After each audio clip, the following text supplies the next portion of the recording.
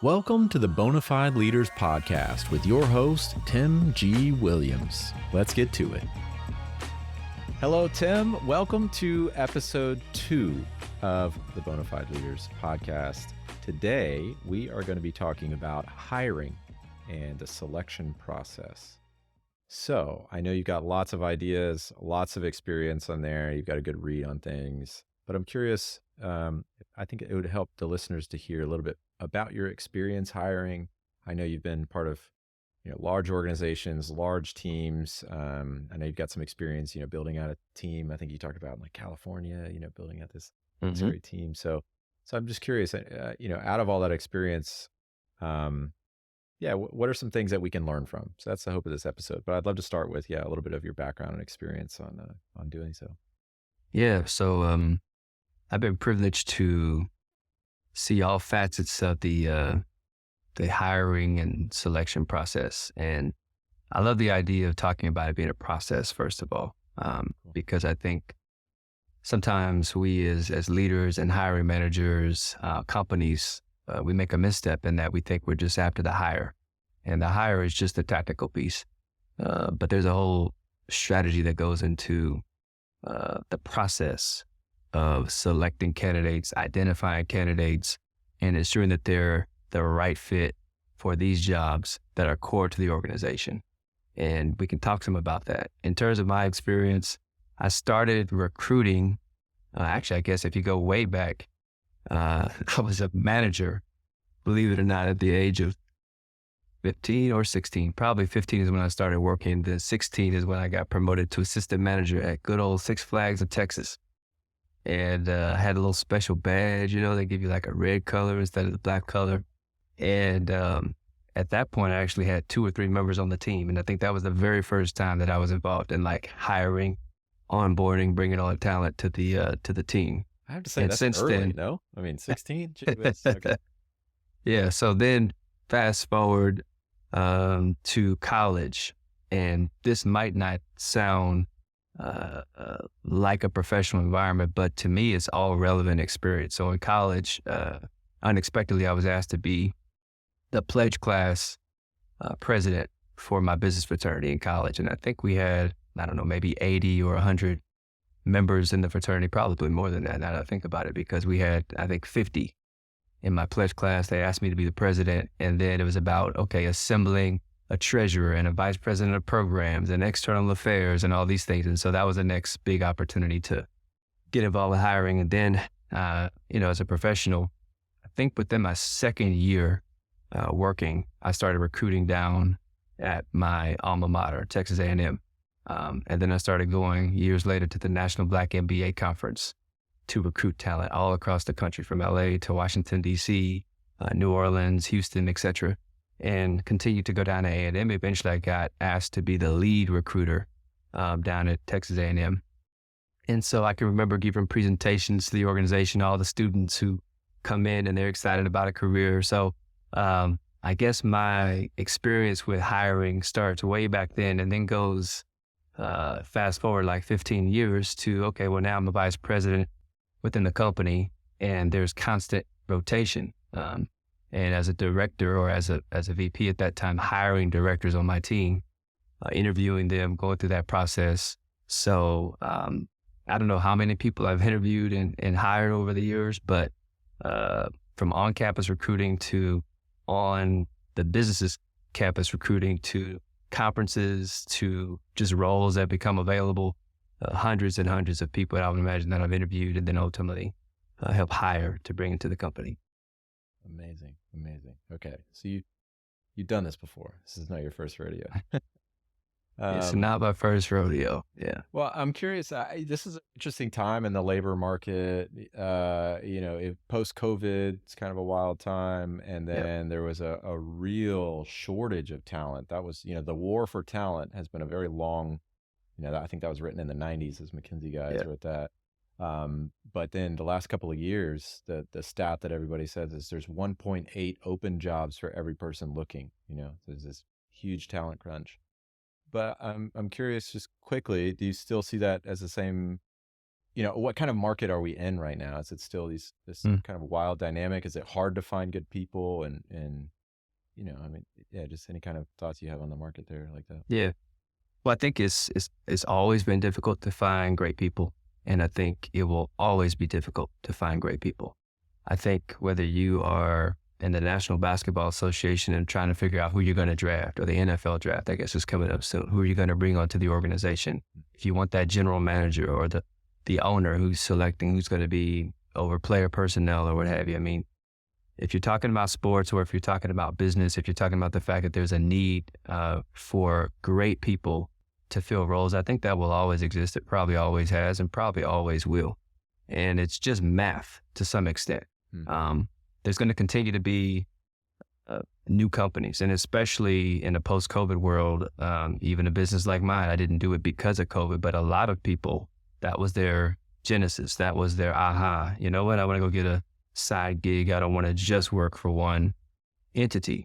And so because of the explosion of small businesses, I think you're going to continue to have great needs for hires. And because a lot of those folks are coming out of a corporate environment into smaller companies, as well as you've got new college graduates going the other way. Now they're going to bigger companies, right? So there's this ebb and flow, and as people gain experience and what have you, yeah, I think great people are hard to find, period. And the math of it is, well, if you think about the old Jack Welch mentality at GE, and you manage to a TOB, top, other, and bottom, or top, next, other, if you will, and bottom, the top and next is probably 20% of your population. These are the people you absolutely want to and must keep because they deliver maybe 80% of the results of the company that really, really matter, using the Pareto principle. Well, that percentage is going to hold true whether you're a Fortune 1000 size company or whether you are a $50 million size business. And each of those organizations has leaders and needs and a population of resources that they want to advance their agenda. So I think the labor shortage that we currently are seeing is bigger than just this, because I'm answering the question of great people. And well, ideally, right, we could give everybody a trophy and say we're all great. Sure. The truth is that there is a distribution, and those top 20% within a corporation or within an organization, those top people, and there will, I think, always be a shortage because those people are also in demand in a lot of different places as well. Okay, that's a very helpful perspective and context. Thank you. So what's some common mistakes you've seen over the years? Maybe mistakes you've made or mistakes you've seen in organizations externally, internally. I'm just curious. I want to set that kind of like, what are the problems that are out there so we can avoid them? But then I know you've got some really great insight on the what is a great process, but we'll get to that next. So Michael Jackson had the song "Man in the Mirror," right? So let's start with me first and mistakes. So one of the biases, there's a lot of biases, recency bias and a number of other biases that we bring with us, right, when we're in any part of life, but also in the hiring practice. And one of mine is that I was looking for clones of Tim, if you will. So I didn't realize that at the time, but I was a student athlete in college. I worked while I was in college, and I worked pretty hard to maintain pretty good grades. And so you go off and you sort of look for people who have that kind of a similar experience because you think, well, that's what will make a good employee. Yeah. The truth is, I've been a part of hiring, and recommending people to come on board with a variety of different experiences. People who really didn't even quite meet the GPA requirement, who've been, in some cases, really, really good. Other people who are 4.0s and they struggle to talk, in the interview process and be able to explain.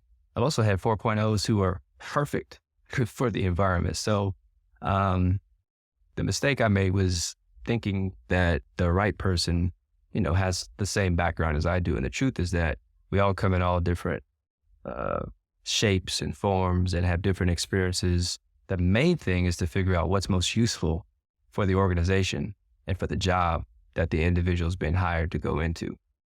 So mistakes. One of the and I have to watch my time because I could go in on this one. I hear you. But this was one that I saw continuously with leaders on my team, peers of mine, and people above me. And that is, there's a job that needs to be filled.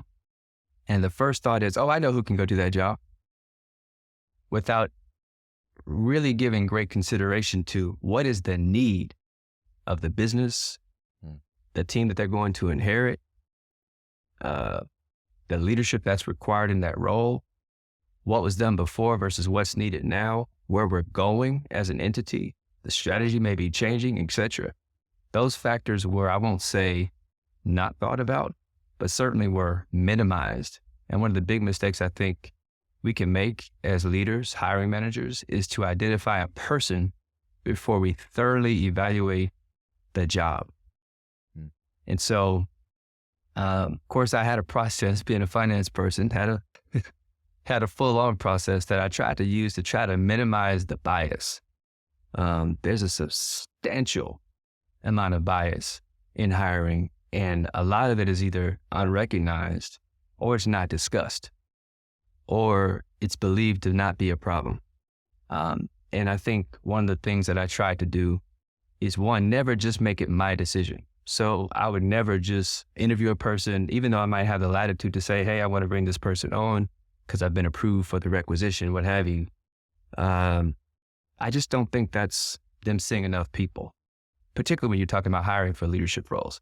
The other thing that I know that certain companies do, I won't name any names, but there's some big ones out there, and they run people through a gauntlet. They got to interview 20, 30 different people over a period of a month or 2 months.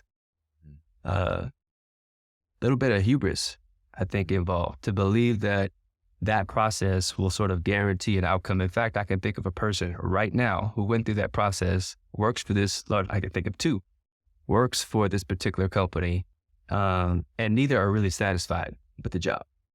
I can name people the same.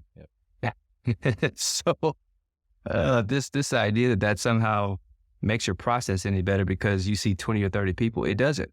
Here's what I would say, Brandon. I think what's most critical is we've got to figure out what are the skills, competencies that we're asking a person to do in a job. And we've got to figure out as best we can how to replicate what we're looking for in the interview process. And without going into much more detail at this point, that's what I would say is really important. And that's what I tried to do as I learned and got better and grew and learned from my mistakes and what was happening in other places, is try to replicate what I need in the person during the interview process. That's so valuable.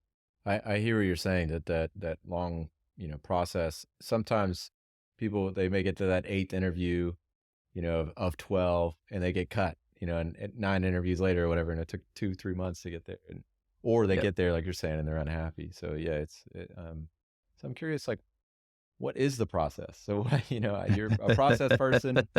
There's major challenges out there, bias being one of them, a difficult market, a distribution of the Pareto principle of 20% giving 80% of the productivity.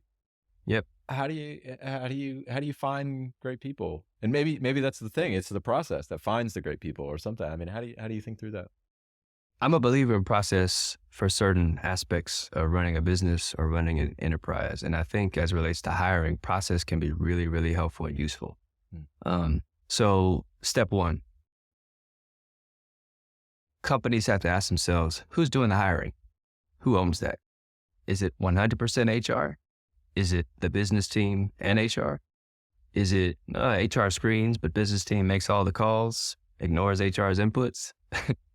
There's some big, big questions that are messy that have to be resolved before I think you can have a really good process. So a process that I've seen work well, and you're right, having worked across all the different organizations of lots of different size, some startup, some cash cows, some mature businesses, some with early in career leaders, some with very experienced leaders, some global, some US based, et cetera. The processes that I've seen work well is, one, the company strategy is known and understood by all the people, all the stakeholders who are involved in the process. So the company strategy is identified. Secondly, the next level down, the business strategy is understood. Third, there's an alignment between what I'll call human resources, depending on the size of the company, human resources for sure, the talent development organization, senior executives, think VP and above, and then what I'll call the functional heads, functional leaders, whether that be product engineering if you're in a technical firm. If you're an attorney, maybe that's the patent group and what have you. But the functional leads, making sure that they're engaged in understanding what are my resource needs for the future. So that's really step one, is getting those folks aligned and talking about what are our future needs in light of where the company is going and what we're going to need. For example, one of the things that was transitioning in the company I was a part of was we were moving away from a place where we wanted sort of pure finance people. There used to be a really big drive to get pure finance people with finance degrees or econ degrees right out of college, kind of matriculate them through and have them grow. We moved to where we wanted more people who could do finance and understand finance and accounting, but who really were more operations specialists. That's a pretty big shift as a company. And so having those conversations at the senior levels to understand what's our resource needs out in time, that's job number one. Once that's been done, which is a big job to do, assuming that's done, step number two is now I've got to rally the people around to understand roles and responsibilities as part of the tactical part of getting this job filled or these jobs filled. Who's going to do what? So one of the things that I like to do is for external hires, well, how are we going to review these resumes? And where are we going to put them? Where are we going to post it? Because where we post them and how we describe them also drives the quality of the person you get and whether or not it's a really good fit. So if I'm the hiring manager, they're going to work on my team. I absolutely want to be a part of writing the job description or the needs that I have. I think that is too often delegated by leaders because they're too busy. At least that's the excuse, in my opinion, that's used. If the person's working on my team, I'm never too busy to understand who's going to be working on it. It doesn't mean that I need to work, 4 days out of 5 on this process, but I'm going to probably spend a good amount of time, one time up front to at least have some input on the job description.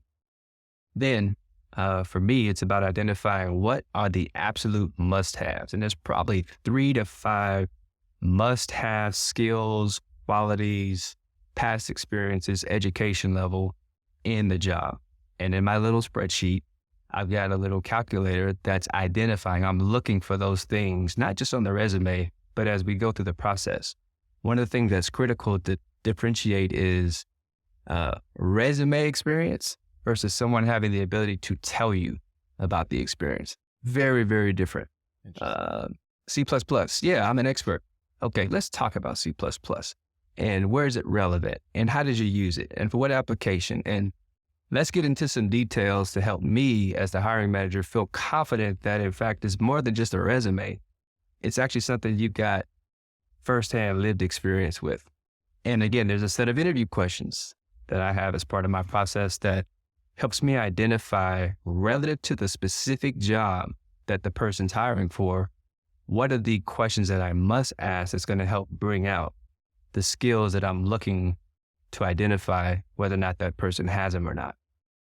And then one of the things I do, I'll just say this and take a break, is I did.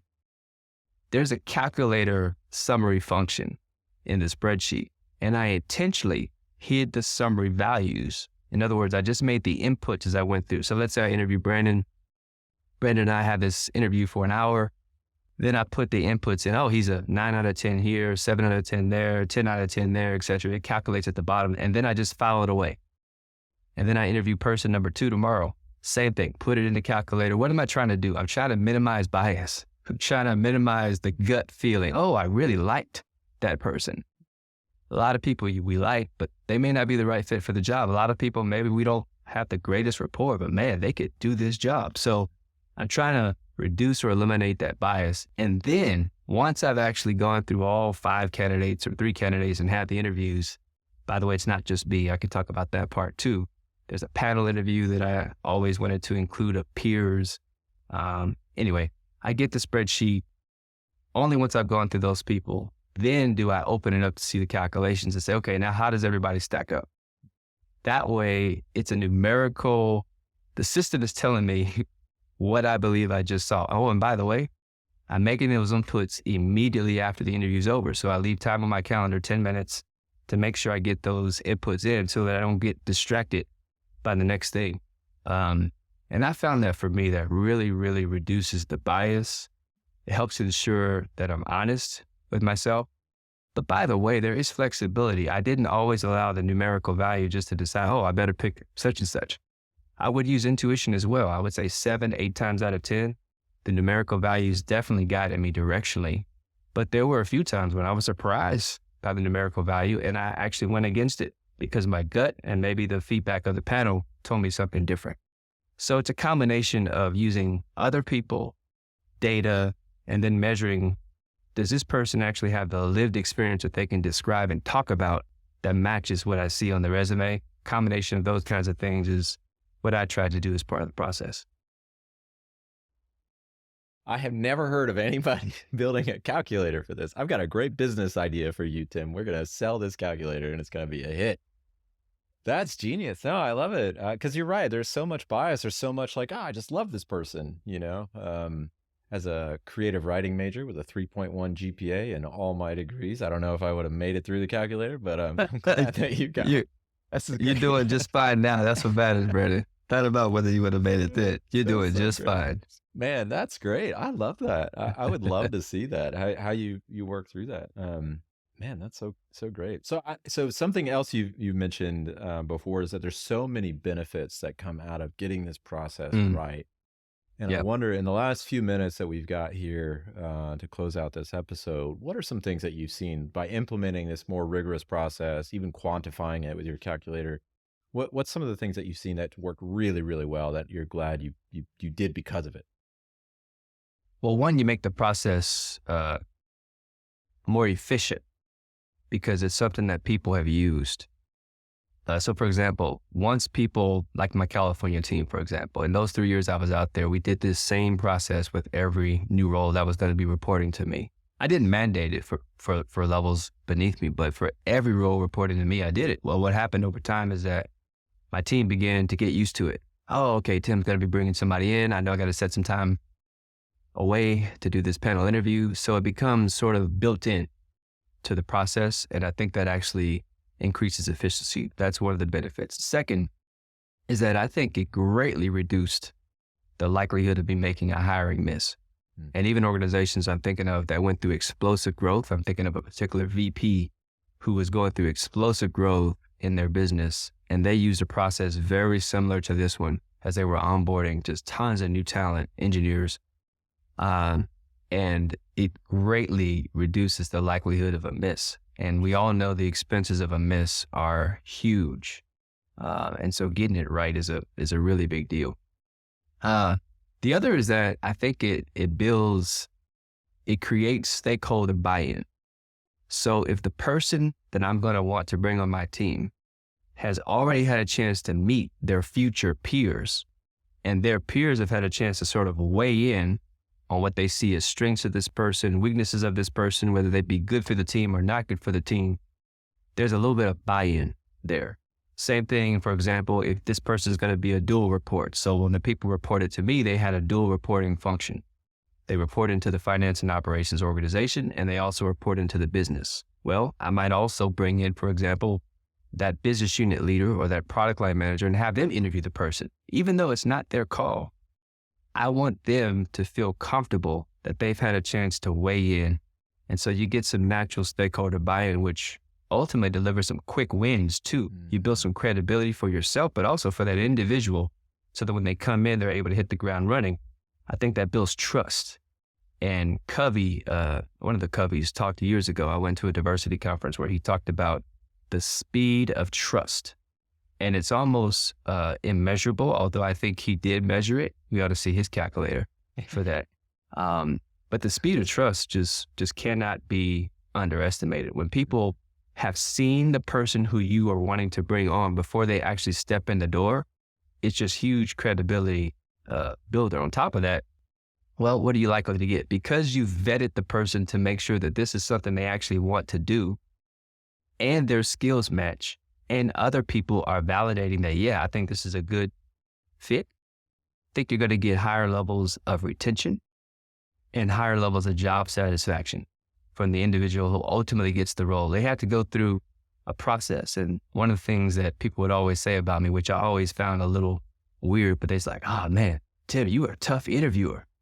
And the thing about the interview is that I didn't make it uncomfortable unless you really didn't know what you wanted. But as long as you had an idea that you wanted this role, you understood your background, there's nothing about the interview that's difficult other than I'm gonna give you some real life scenarios, like stuff that we're dealing with right here in the business, and I want to see how well you think about it, whether there would be an addition, that you would provide to the team. Lastly, let's be real, reducing the rates of turnover increases profit, and speed to decision-making increases profit. So when you get the hire right, you're going to see improved business results as well. So there's a number of benefits that I believe accrue from having a well thought out hiring and selection process. And let's just keep in mind, it's a strategy, it's intentional, it involves multiple functions, alignment, agreement, to get it done the right way. Amazing. Masterclass in hiring. That's beautiful. I love that. Tim, thank you so much. This has been incredibly helpful as our first episode. I'm sure many more will be. So thank you so much. I really appreciate your insight, and I can't wait to see that calculator. My pleasure. Thank you, Brandon.